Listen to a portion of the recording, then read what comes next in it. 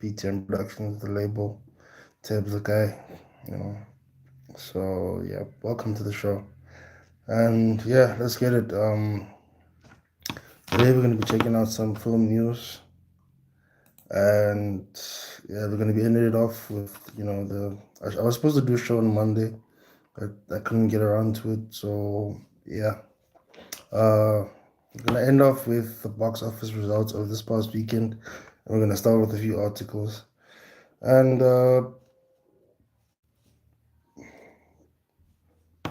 in the first, sorry about that. And the first article is about David Schwimmer. I don't know if you guys know him. He's a he used to be on the very popular show Friends. Friends is still very popular, though. I can't really remember watch. I think I used to watch it sometimes when I was a kid, but that's neither here nor there. Um, what he said is that he was originally offered the Men in Black role, and then he turned it down because he was already he was focused on directing a film as he had been an actor for a very long time, and he felt like he probably achieved everything that he wants with acting, like seeing as his show was like the number one most popular show at the time. And yeah, he says he doesn't regret turning it down, but he feels that his career would have taken a very different trajectory. And this comes from an article in the Hollywood Reporter. And yeah, he says, when asked on the recent episode of the Origins of Kush Jumbo podcast, if he passed on the blockbuster franchise due to conflicts with his friend's filming schedule, the actor responded, "That's not why I turned it down. He instead chose to direct his first feature film. Um, it was a brutal decision," Sharma admitted. "I just finished filming The Pallbearer, my first film with Gwyneth Paltrow, and there were high expectations of that which didn't come true," when he lost. "It was kind of a bomb, but there were high expectations that the studio, which is with Miramax, wanted to lock me off in a three-picture deal at a fixed price, and I said I would do that if I got to direct my first movie." Sorry about that. The intelligence actor said after months of negotiations, they agreed that he would act in three more movies for them if they let him direct his entire theater company in his first film. 1998's Since You've Been Gone. Okay. I'm not a David Schwimmer fan. I really know very little about his career. I didn't even know he directed anything, man. So this is news to me.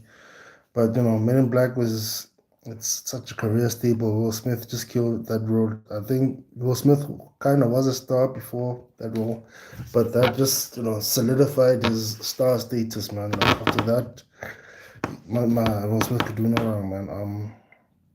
So yeah, the this article goes on to talk about it explains what this film is about. The film being it's about a 10-year class reunion. It was told through the eyes of a doctor who was humiliated on graduation day and by being badly beaten up by a fellow graduate. Sorry, that's my dog going crazy. Someone outside. I'm expecting someone here.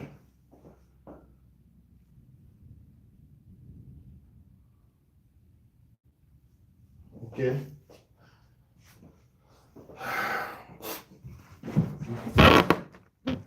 Yeah, shit. I have to adjust this whole setup, man. I'm sorry about that. Yeah. It says the films. Okay, no, we've been through that. All these are known actors, but I was going to put them on the map. Basically, I was going to let everyone discover the talent of this amazing company. Sherman explained. "We found this amazing script and we were developing it. We started pre-production, and all my best friends in the world in my theater company quit their jobs so they could be in this film over the summer, which was going to be a 6-week shoot in Chicago." Um, yeah, man, I think this actually looks much better. There's too much headroom, but now, yeah, this feels better. Um, All of these are known actors. Yeah, we went through that. However, his production for his directorial debut ended up overlapping with the Men in Black film and leading to Schumer making a difficult decision for his career. We're in pre-production, hired the whole crew, everything's going, and that's when I was offered Men in Black, the 6 days, 7 nights actor record. I can't keep on. Hey man, I'm not a Schumer fan. Like all these movies that they're mentioning, yeah. It was a direct conflict with this. My summer window from Friends was 4 months. I had a 4 month hiatus, and Men in Black was going to shoot exactly when I was going to direct this film with my company. And of course, it was an amazing opportunity. However, my theater company and that relationship with all those people would probably have ended. I don't think it would have recovered. Though Schumer said he doesn't know if he made the right choice, he strongly believes you have to follow your gut, you have to follow your heart in these situations. Look, I'm really aware, whatever 20 years later maybe, Men in Black would have made me a movie star. Like, dude, one of the biggest television stars ever. So, yeah, if you look at the success of that film and that franchise, my career would have taken a very different trajectory. The Men in Black franchise ultimately starred Will Smith and Tommy Lee Jones in lead roles. So, yeah, man, that's the article. David Schwimmer regrets that he didn't take the role. But sometimes something can be a blessing, something can be a curse. You know, ask Will Smith when he did Gemini Man, what he thought of that. Everything was supposed to have worked out nicely, but yeah, kind of went left. Classic party activities have been a favorite um, subject of the horror genre, from Truth or Dare to Ouija, and now here comes a new movie called Spin the Bottle. This is an article from Kalila by Ryan O'Rourke. The film follows a group of friends who decide to play the titular game in a house where a brutal murder occurred in the years past, and unknowingly unleash an evil spirit into their lives. As they begin dying in increasingly brutal ways and suspicion arises, the survivors are brought together to end the bloodshed by uncovering the home's dark secrets. The trailer begins with the friends rolling up to the spooky abode for an unforgettable evening of smooching and scares as they recount the story of the grisly murders that started it all. It, you know, it sounds like terror, yeah. Like the victims before them, the game of spin the bottle turns deadly as something seemingly attacks one of the teens while they are separated. Soon after, an officer played by horror veteran and Barbarian star Justin Long starts snooping around the home of Cole Tannenstein because of his family history and his connections to the past killings. It also doesn't help that a woman got into an Uber outside Cole's home only to wind up missing soon after. Thanks to his heritage, he's thrust into a race to stop the sinister spirit as it haunts everyone around him, and draws more suspicion to his cursed family. Spin the Bottle is one of two projects on the horizon for Stein, while the other being Ryan Murphy's Monsters, the Lyle and Eric Menendez story, relating later this week. I think it's releasing on Netflix. He's joined by a cast full of young talent, including Kaylee Kineshiro, Tony Amendola, Ryan Whitney, Hal Compton, and Angela Halili, and Samantha Cormier. Long isn't the only horror regular linking his talents to the feature, as Final Destination alum Ali Lada is on board. Um, and Heroes alum, she did Heroes. She was dope. She also Micah's mom. She's also notably gearing up for a tour on the Taylor Sheridan verse as part of the cast of the upcoming Landman. That sounds interesting, man. Let's check out what this Landman is. Uh, it's a series. Okay. It feels like it's going to be. Yeah, man. It's Taylor Sheridan did Yellowstone in 1994, or was 1998 and something along those lines.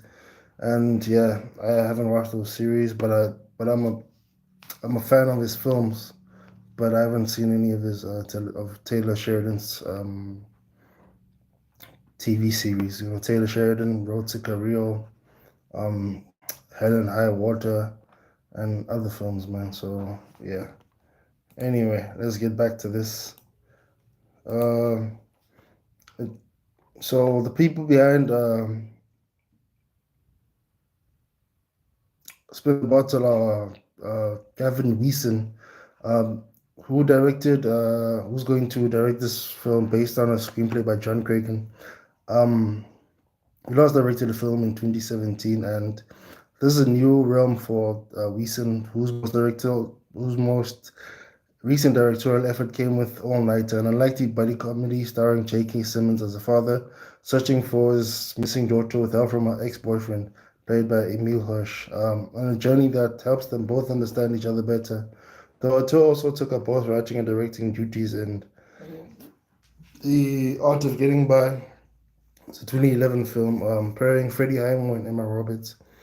Spin the Bottle arrives on digital platforms in October 4th. I don't know what the hell's going on. Okay. This poster looks ominous, man. If I could show you this poster, normally I wouldn't do this, but you know, check that out, man. You know, it looks otherwise. And this thing, as you know, when I was growing up, Spin the Bottle used to be a game that all kids used to play. You know, it was a pretty harmless game, you know, where we kiss or dare each other to do something, or whatever. Mostly it was like a kissing game.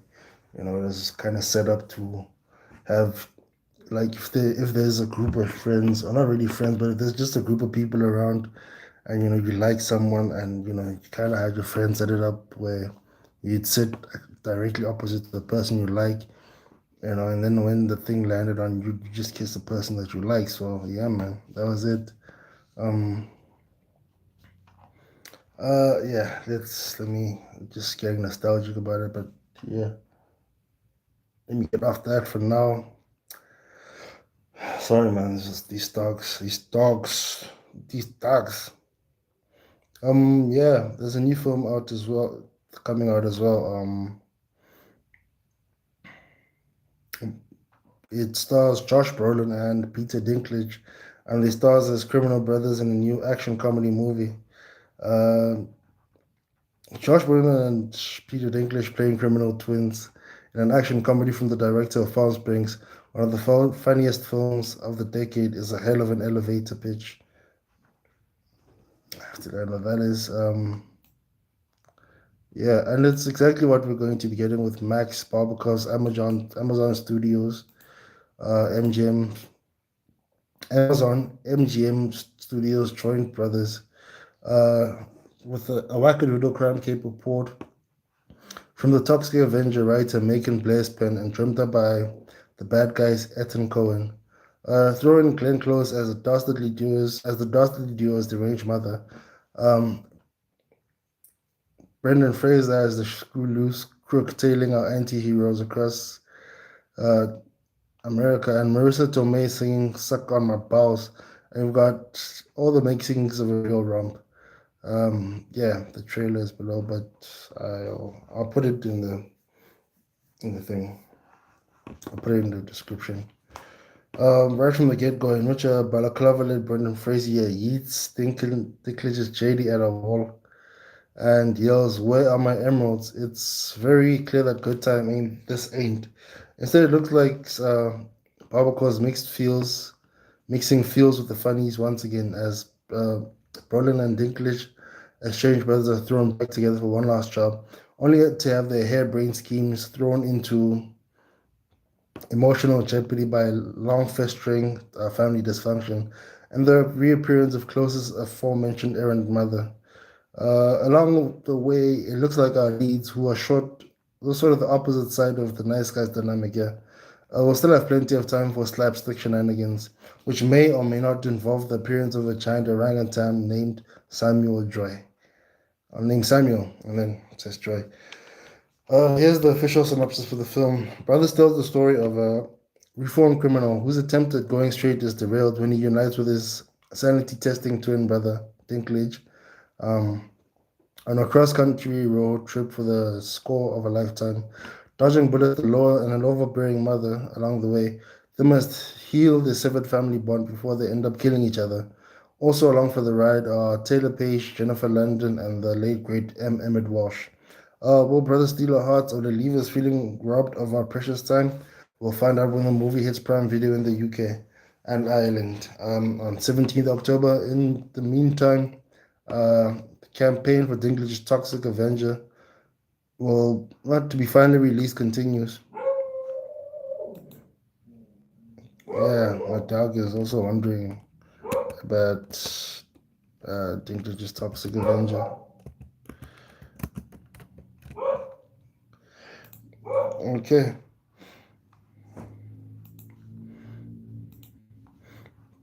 On to the next article, man.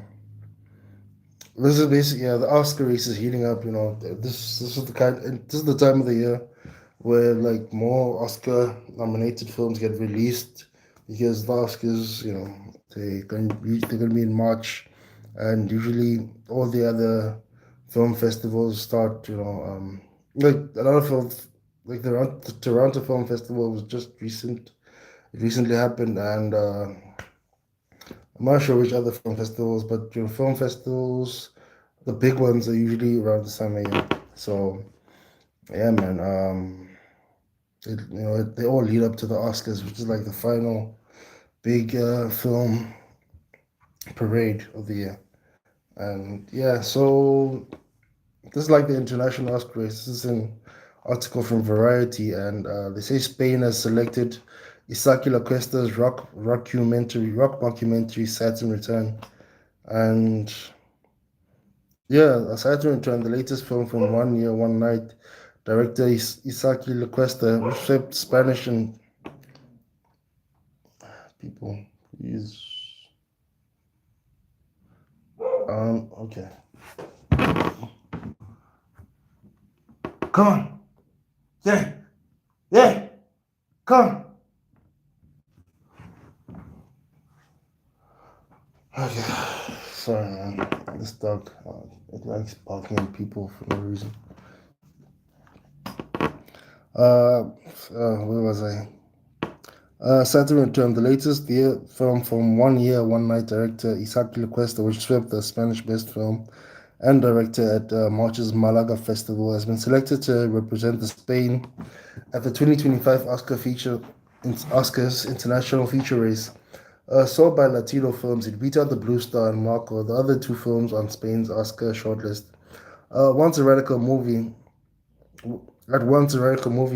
seemingly a biopic about but constantly comically subverting audience expectations with characters who can't remember what really happened, given they were drunk or drugged both at the same time. Saturn Returning, notwithstanding, ends up as a feel-good movie of artistic triumph against adversity, man. And you know, this is something I probably watch, man. It looks like it'll be my jam. So it says Saturn Return is inspired by legendary Spanish indie rock band Los Planetas, and in the late 1900s,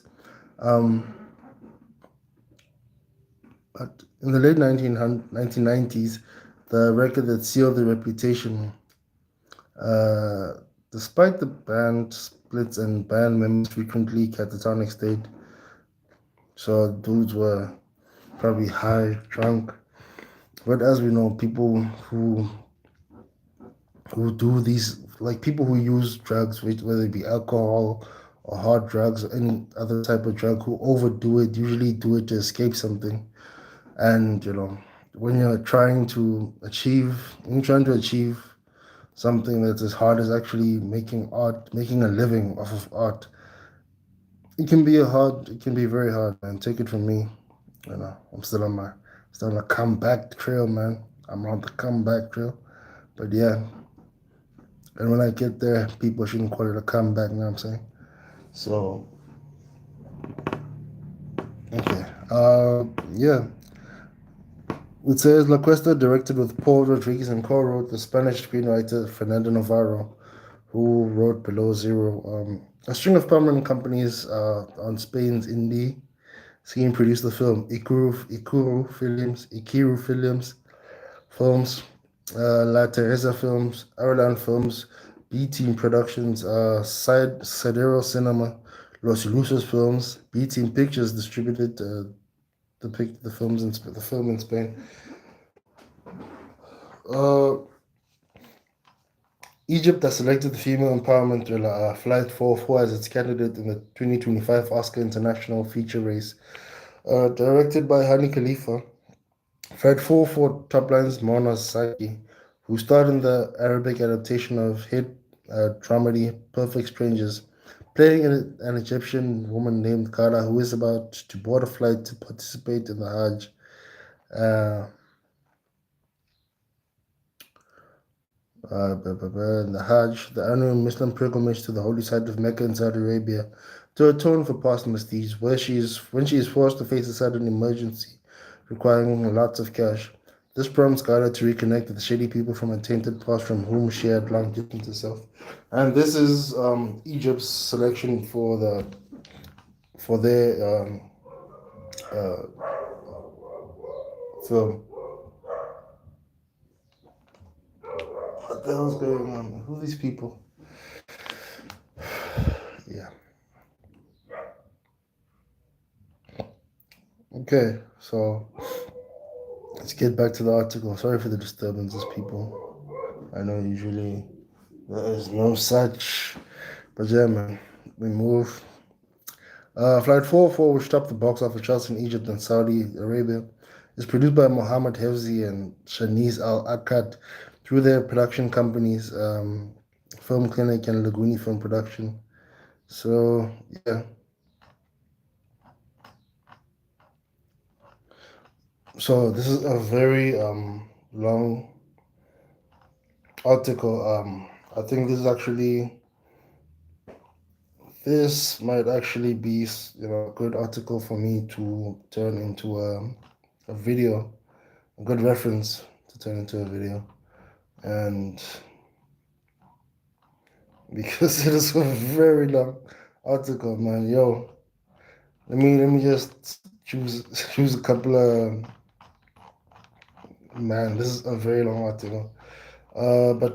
It's only long because it shows about every country's entry into the Oscars. Uh, let me just do this. Okay, no, I'll just not close the article. Um,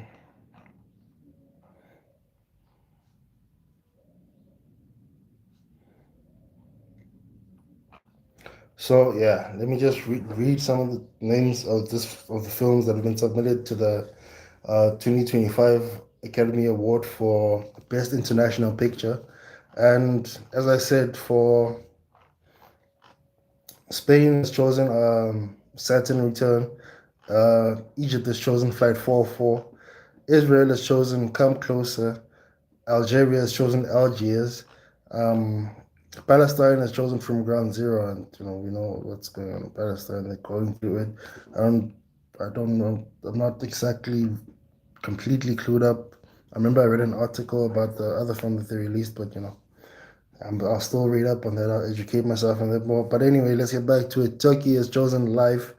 Iraq has chosen Baghdad Messi, which sounds like a very cool film. It's Saeed's Omar hard-talking drama Baghdad Messi has been selected as Iraq's Oscar entry into the international feature film category. It's set in 2009 Baghdad around a soccer-crazed 10-year-old named Hamoudi who lives in the war-torn capital and dreams of becoming a professional like his idol Lionel Messi. Things take a terrible turn when the young boy is caught in the crossfire of an armed clash and loses his leg as a result. The long gestating Baghdad Messi originated as a short by Khalifa, who is a Belgium-based Kurdish director. His short with the same title won prizes at dozens of international film fests, and was shortlisted for an Oscar in 2004. It's like 10 years or so. It's been a while in the making. Nepal has chosen Shambhala. Uh, Kenya has chosen No. Senegal has chosen Dahomey. I know Dahomey from the this thing. Dahomey from the Woman Queen film, the Woman King film. Yeah. So this is a documentary about uh, this is a documentary about perspective on far-reaching issues surrounding appropriation, self-determination, and restitution. Set in November 2021, the film draws 26 royal treasures from the Kingdom of Dahomey that are due to leave Paris and return to their country of origin, the present-day Republic of Benin. Using multiple perspectives, Diop questions how these artifacts should be received in a country that has reinvented itself in their absence.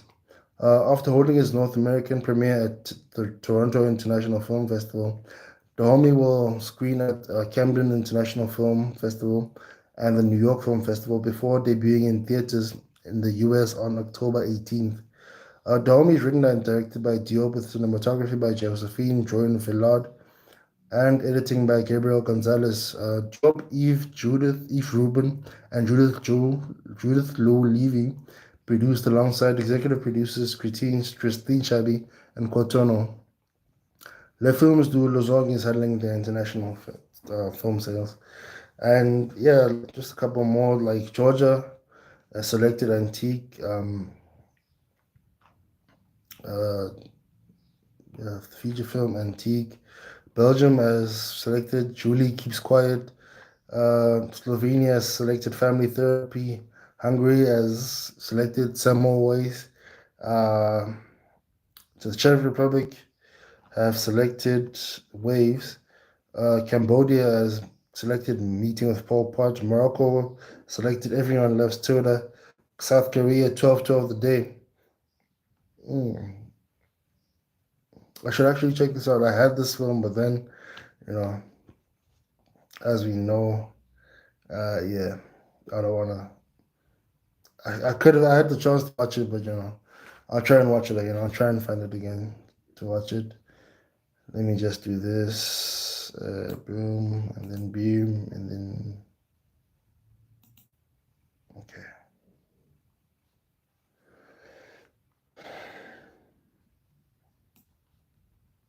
No, don't do that. Um,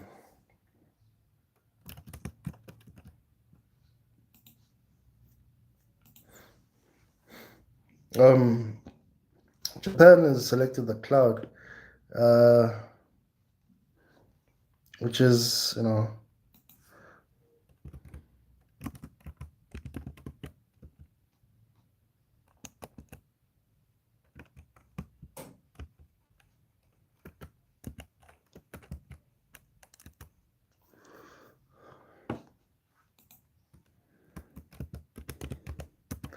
I'm sorry about that, people. I just had pop up here. I have to take care of it. Kyrgyzstan has selected Heaven is Beneath Mother's Feet. I'll show you about that. What's going on there? Germany has selected The Seed of the Sacred Flag, Fig. Okay, that looks interesting. Lithuania has selected Drowning Dry. Uruguay has selected Hoy una puerta al. And yeah, Taiwan has selected Old Fox. Latvia selected Flow. Where's South Africa in this thing? I do not know because I'm so. You see, Ireland has selected Kneecap. Austria has selected The Devil's Bath. Ugh. Devil needs to bath his ass, man. Know what I'm saying, because I have not heard of any of these films besides 12-12. And Ireland has selected Kneecap, of course, which is gotten rave reviews. And yeah, I don't know. Maybe I'll drop a review for it. But so many movies are coming up, man. It's very much winding down for the summer season. As we know, really kicked off with Deadpool and Wolverine. All these other movies are trying to get everybody's heart, get everybody's still excited for the film industry. So yeah, man, this the industry ain't dead yet, man. Still got some legs. Uh, yeah. So in other news, there's an article on IMDb. Baz Luhrmann, Australia and Chicago and all those other movies. Baz Luhrmann is directing a Joan of Arc movie, and more on the project here, as stated by the IMDb website. We've seen Joan of Arc brought to life on the big screen before, with the French peasant girl turned military leader having been rendered on screen as the early as 1928. The Passion, 1928, The Passion of Joan Arc. Like any historical figure worth his salt, Joan of Arc was also the subject of competing projects at one point back in the late 1990s, when a Canadian miniseries and the Luc Besson held Mila Jovovich film The Messenger arrived in the very same year. Yeah, man, I could have sworn I knew Luc Besson did something, but I still have yet to watch it. Oh man, I have to catch up on my films. Uh, let's see. Let's go deeper into this article, man. This is a very interesting article. So Baz Luhrmann decided he gonna direct this film, and uh, yeah, let's pick up where this article where I left off this article. It says, you know what we've never seen though? A Baz Luhrmann on Joan of Arc. I just hope it's not like a musical or anything. I just hope, I can't remember if Australia was a musical, but yeah, man. Baz Luhrmann, he does epic films as well. So he doesn't even his biopics, even though a lot of them are musicals, he likes directing things in a very like big scale. So you can look forward to this film having a budget of at least 100 to 200 million, anywhere in that range. Luhrmann's bombastic style of filmmaking is always entertaining, but the story of Joan of Arc seems especially well suited to his talents. The project is said to be an epic film about a young French peasant girl who claimed to be acting under divine guidance, and the character's dizzying rise to power and glory is one that we can see Luhrmann adding lots of zest to in his project, titled Jeanne d'Arc, which is her name, which is that French name, like how the French people call it Jeanne d'Arc, not just Joan of Arc. Um, Joan of Arc became a military leader during France's Hundred Year Wars with the English and was honored as a defender of the French nation for a role in the Siege of Orleans, as well as helping Charles the seventh to power. After two defeats and a brief capture, she was burned at the stake for heresy. You know, that's why some people, yeah, a lot of people. I think she was, uh, she was betrayed, and even though France united after she died, like she achieved what she wanted at the end, but not in the way that she would have really. Okay, obviously not she wouldn't have wanted that, but I kind of feel that it's wrong. They did it dirty, man. They stabbed her in the back. These baboons, these cockroaches. Damn it. Speaking of dueling projects, this isn't Lemon's first stab at historical drama.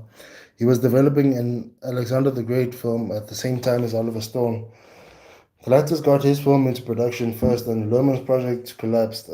Alexander was released in 2005 with Colin Farrell in the title role, although reviews for the film were not especially kind. But I've seen that film like twice recently, man. That film is it's God mode. It's God tier. Like in terms of film history, it's ridiculously good, man. Wait, not Alexander. I'm thinking of Troy.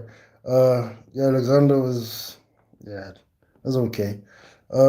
Lemon's last film was Elvis in 2022. The film was nominated for eight Oscars and had a $288 million global gross, which we imagine has con- has helped convince Warner Brothers that Lohman can entice audiences in with the new Joan of Arc movie. We'll let you know as soon as we hear more, including the all-important casting of the celebrated French icon. Yeah, uh,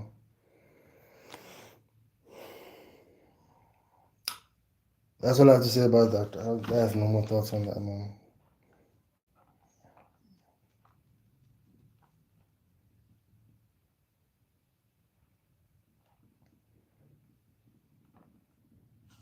Okay, there are a lot more, stories on their website, but I'm not going to get into it because I already have what I want to talk about next, which is John Cena's next movie. You want to be tough like John Cena? You want to be hard like John Cena? You can't see John Cena, man. I don't know. That was quite. I just had to give myself some energy because that I read a depressing article about Disney and Inside Out 2. Other people got fired, but that is. I thought about making a video, but yeah, man, I don't want to get in trouble with the House of Mouse.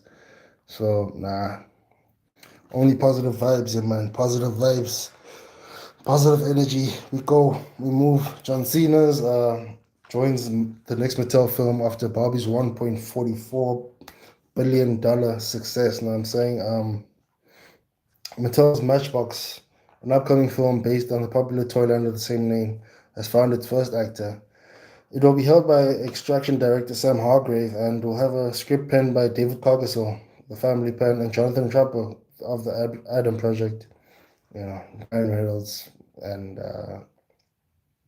yeah, the Ryan Reynolds film. The Toyline Matchbox has an interesting law. Automotive enthusiast Jack O'Dell designed the first car for his daughter, whose school only allowed toys that could fit in a matchbox, hence the clever name. Um, the movie was first announced in early 2022, and Apple Original Films, Skydance, and Mattel Films, the studio behind Matchbox, have found their first actor for the film, the Hardware reporter says. Wrestler turned actor John Cena has signed onto the project. Details are still being kept under wraps, but this will mark the first time Matchbox has been developed into a movie. Another toy car brand from Mattel, Hot Wheels, also has a movie in development with J.J. Abrams' Bad Robot. So yeah, uh, Hot Wheels with J.J. Abrams sounds interesting. You know, J.J. Abrams is very flexible.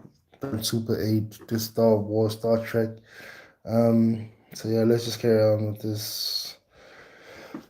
this article before I start waffling, man. Matchbox will likely lean into action. Even now, years after the brand was first created, Matchbox remains a recognizable intellectual property in the toy world and continues to sell a great deal of toys.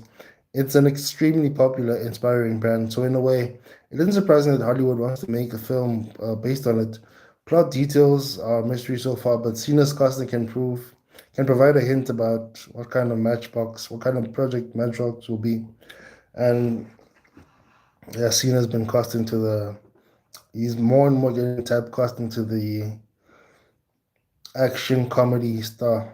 You know, but some of his films are hit or miss. Yeah, John Cena, but he tries. He tries. He gives it his all. Cena getting behind the wheel of Matchbox seemingly solidifies the film's status as the macho version of Barbie. That doesn't make sense because Barbie is its own thing and Matchbox is its own thing. And Matchbox, the creator, made it for a girl, so I don't know. The actor is best known for his action roles in franchises like Fast and Furious and the DC universe. So it seems all but certain that Matchbox will be action heavy. Yeah, Barbie's $23 billion hit took the well-known toy and put her in an adventure with social commentary. While Matchbox might end up being a more straightforward action movie, it could feature some timely themes to help elevate it. And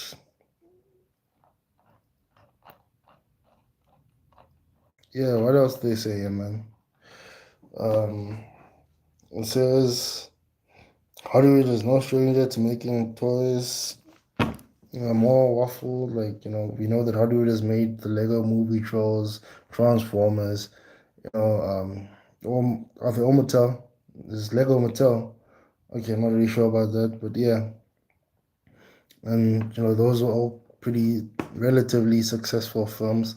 And the best example of turning toys into movies, however, is Barbie, a film based on another popular toy brand from Mattel.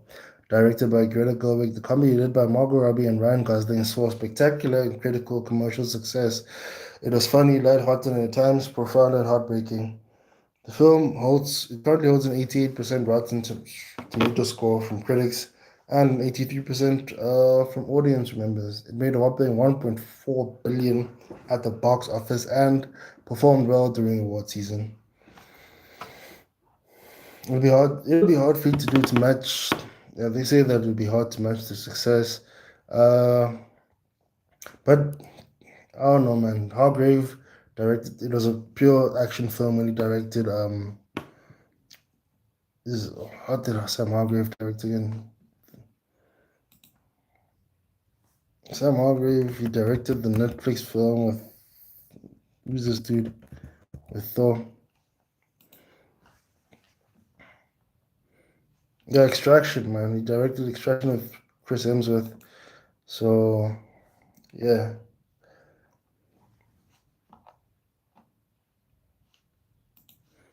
So let's get back to the article. Like and subscribe, please, man. Like and subscribe. Run up the views, run up the likes, run up the subscriptions. Just run it up, man. I've been doing this now. I've been doing it for a while, but I'm just getting started. Best believe. Uh, the pair sounds like a near perfect match for the film due to Hargreaves' fruity style and Cena's versatility. The success of Barbie, besides Gerwig's talent, the performances from Robbie and Gosling could be attributed to its universal themes. Hopefully, Matchbox will be as inclusive as Gerwig's hit, delivering messages applicable to kids and adults of all genres, genders, and ages. Yeah. So, um, then comes another article. Stephen Amell talks about why the Arrow movie was never made. He says it's nearly 4 years since the film was done. I'd actually like to see this. I have made a video about Stephen Amell being in the DCU. I'd really like to see him in Zack Snyder's, not Zack Snyder's. I don't know, in James Gunn's DCU, man. Like I'd love if he had a cameo in either Peacemaker, because Peacemaker talks shit about Arrow for no reason at all. Peacemaker, I'd love to see him in Peacemaker. I'd love to see him in Superman, and basically any of the films. And he could actually be a good, cameo in the upcoming Lanterns TV series. Because I don't know why they didn't just make it a movie. It would have been much easier. But yeah, so during the latest appearance Inside of You with Michael Rosenbaum, Amel was asked if he would be up for doing an Arrow movie, and it turns out that this was an idea that they actually explored as Amel revealed that an Arrow movie was close to happening, showing the following. That would be fun. We tried to do that, but it didn't happen. To my understanding, it just got killed at the studio level from people that I think were making decisions that were fear based. What do most comments about an Arrow movie mean for the Arrowverse? Arrowverse is done, man. Why you trying to, you know, bring it back? Um, so they just go on to talk about what happened, for the show. Or yeah, I'm not gonna go into this, man. But I'm guessing Amel, this thing. Let me just read this paragraph.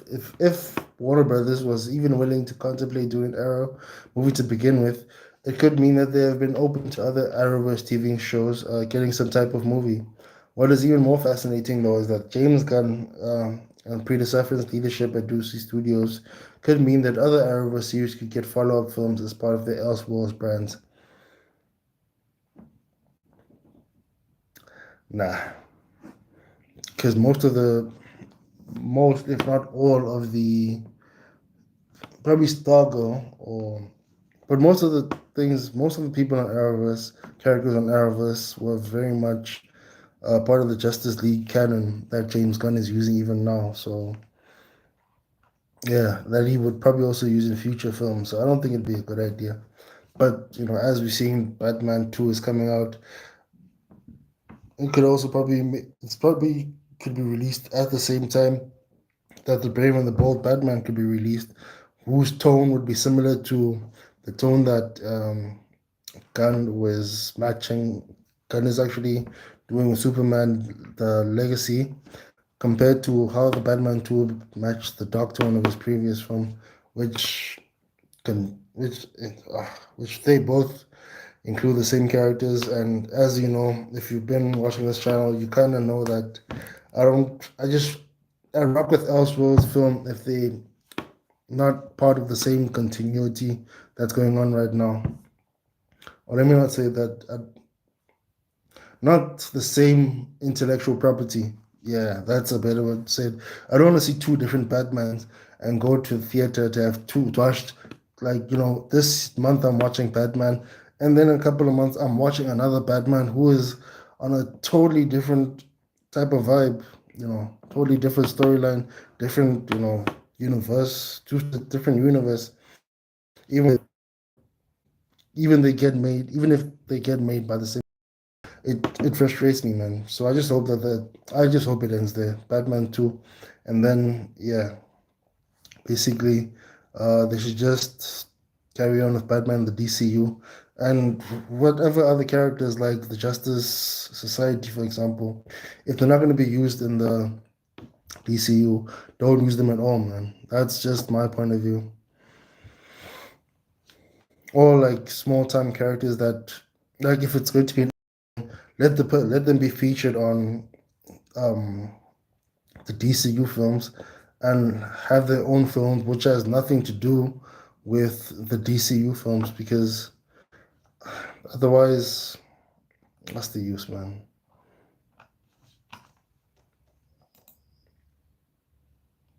Anyway, uh, the Sims movie is coming out. I did not know that.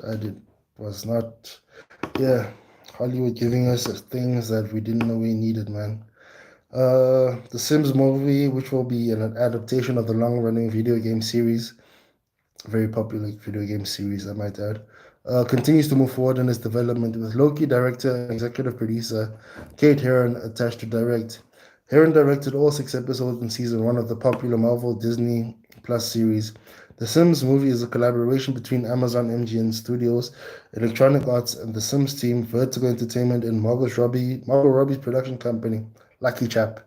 Yeah, Margot Robbie is a lucky chap to be directing this, to be starring in this. Not really, but she's a good actress, very popular as well, very good looking. And Margot, oh my God, I don't mean I get started on that. Margot Robbie is good. The Hollywood Reporter has confirmed that the Sims movie is officially in development with Herron as director. Kate Herron directed a couple episodes of when I originally saw this. I actually thought the other dudes would direct.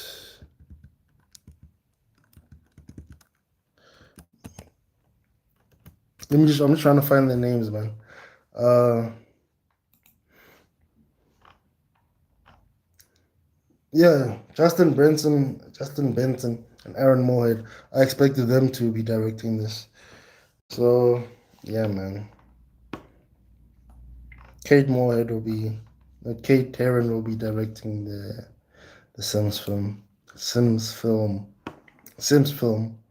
Yeah, the Sims movie is still in its early stages. The project is definitely making some significant progress as it officially enters development, with its co-directors, and executive producers beginning to bring the story to life. In addition to her work on Loki, Heron recently worked on adapting other popular video games. Actually, directed an episode of The Last of Us season two, which recently wrapped production. Oh, can't wait for that. Um, I'm gonna check it out. Last of Us season one garnered critical acclaim was hailed as one of the best video game adaptations ever made, which I totally agree with. Very great. I watched every fuck. I think the first episode I watched it twice. It was so good. It was very good, man. It was very good. It yeah, it is fantastic. I'm just trying to find the words to express how I feel, but I can't because that film it just hit all the right notes. The action wasn't a lot of action, but it was very good how the action was made. The storytelling was brilliant. It hit all the right notes. Everything it just worked out so well, man. Then sometimes you just get those productions that work out too well. Heron also previously collaborated with Redman in the Doctor Who episode Rogue, featuring the 15th Doctor, Nutikatwa. I have no idea. This dude is much Doctor Who. The collaborative history should help with the Sims creative development. Actually, the involvement of Lucky Chap, who produced Robbie's box office hit Barbie. The Sims is still far from entering production, though, meaning that it'll be years until it's released and the creator's visions can be experienced. Yeah, that's it, man.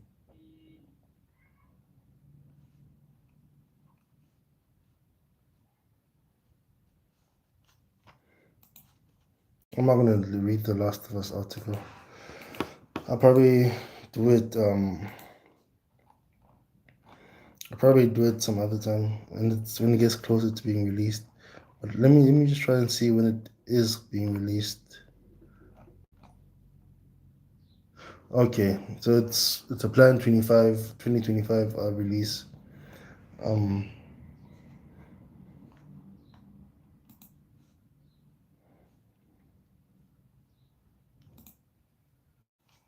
okay, so this thing. Uh, okay, so Batman, the Batman Part Two, the Elseworlds Batman, not the DC Universe Batman, which is a totally different Batman. The Batman Two takes place a week after the conclusion of the Penguin, during the winter. The Penguin story plays out over the next weeks, that take you toward the end of the year. We don't play Christmas and New Year's, but we're getting there. So yeah, that's colliding total films. Summary of when the film is going to be taking place. So it says, yeah, that's what it says.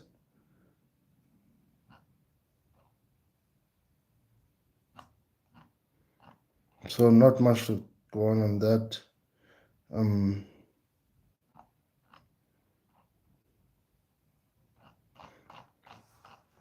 okay.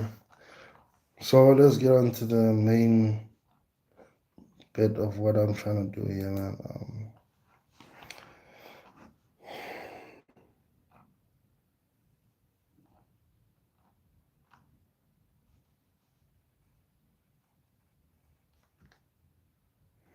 Okay, it says another. This is for the DC fans. This is Craig Zobel shoots down Oswald Cobblepot's connection to the Court of Owls and the Penguin. I can't 100% answer that because I don't know everything in Matt Reeves' mind. Largely, we all kind of felt like Cobblepot wasn't the real person's name. The goal was just to find a real, rooted, more grounded name. So they called him Oz Cobb.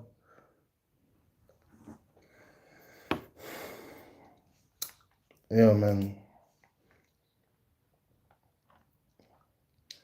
But I'm bitching. I'm acting like I'm not really rocking with a lot of these decisions, but I'm obviously gonna watch the show. So yeah, man. Let me just keep quiet and then enjoy what I'm getting.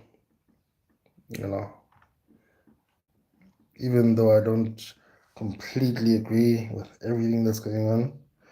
I haven't never thought I'd get a Penguin series, so let me enjoy it because that's all I'm getting. It's not like I'm getting a Green Lantern film, not like I'm getting a proper Flash film, not like I'm getting a you know proper Mr. Mrs. Spitalik film.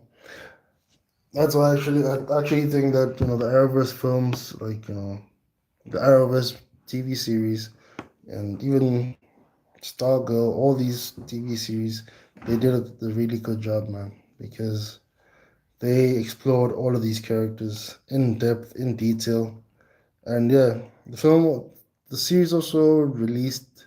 It got the series got like a theatrical. It was released in some theaters, where people it debuted in some theaters. Let me say that because it's releasing on the streaming service of Max.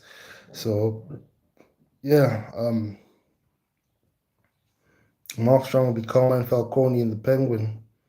Okay, that's cool. That's very good. It shows James Gunn being at the Penguin premiere in New York, which is like 12 hours ago. So that's also cool, man. But I rock with James Gunn. I enjoyed Suicide Squad. I enjoyed the Guardians of the Galaxy films. So yeah.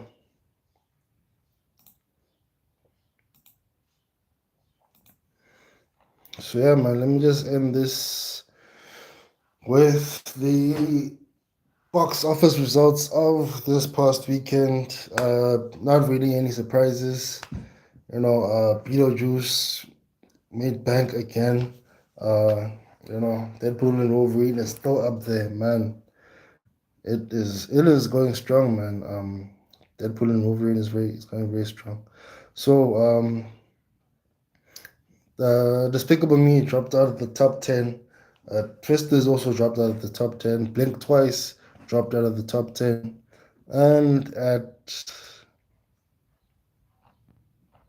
so let's start at the number 10. And number 10, we have God's Not Dead, In God We Trust, which is part of the God's Not Dead film series. I have not seen one, but yeah, Christian films. I used to watch. I watched some. They were very good. And yeah, that is what it is. God's Not Dead at number 10 with $1 million, $1 million, 500,000. And yeah, that takes number 10. At number 9 is The Forge, which made The Forge, it didn't do bad at all, man. The Forge made $2 million this past weekend, and it's at number 9. At number 8, the film is at number 8. It ends with Us, the Blake Lively film, romantic drama, which has made a worldwide cume of 325 million. And at number 7, you know, Alien Romulus is still going strong, man. They're still in the top 10, still kicking, and with a worldwide cume of $331 million. Uh, at number 6 is The Killer's Game, the Dave Bautista and Sofia Boutella film, which made $2.9 million. Kind of a low budgeted film, so I didn't really expect it to make any, you know, um, to like dominate the box office. But it's a film that, since I've seen it and I'm making a review, check it out. It should have legs. It should have legs, man. At number 5 is Reagan. Reagan, obviously starred Dennis Quaid as Ronald Reagan, and it's made $2.9 million, man. As that's the this past weekend's gross. Am I Racist, which is a film that is, that's at number 4. A film that it's garnering a lot of controversy, um, by trying to expose all these people, all these white people who are trying to help in matches of race. Uh, yeah, it made $4.5 million on its opening debut. And yeah, I don't really know much about the film besides the fact that it's controversial. At number 3, still hanging strong, still doing the most. Deadpool and Wolverine has grossed $5.2 million, man, and it could actually wind up. Almost making $1.4 billion. It's at 1.300. It's at $1,305,000,000 at this moment, but it could easily gross like almost 90 million more worldwide. At number 2, for his film debut, a much spoken about film. I've seen the previous one. I'm going to do a review on this one. Is Speak No Evil. Yeah, man, it's made $11,397,000 on its opening weekend, which is decent. Probably a low budgeted film, and yeah. And obviously at number 1, we have Beetlejuice. Beetlejuice still going strong, still knocking them out. It's on a 267 million worldwide cume at this moment. But yeah, it's probably only its second weekend. So, or second or third weekend. No, second weekend, yeah. So, yeah, man. It's still going strong. Yeah, people, thank you. That's it from me. Yeah, keep on liking the video, keep on watching the videos. I appreciate and love all of you. You know, may you be more blessed this week. May you succeed in all that you're trying to succeed in. May you beat the challenges, beat back the demons, beat back the evils. Conquer. Give no inch. And even if you take the L, take it easy and come back stronger, man. So, yeah, thank you for following and liking and subscribing. I appreciate it, man. Tips up.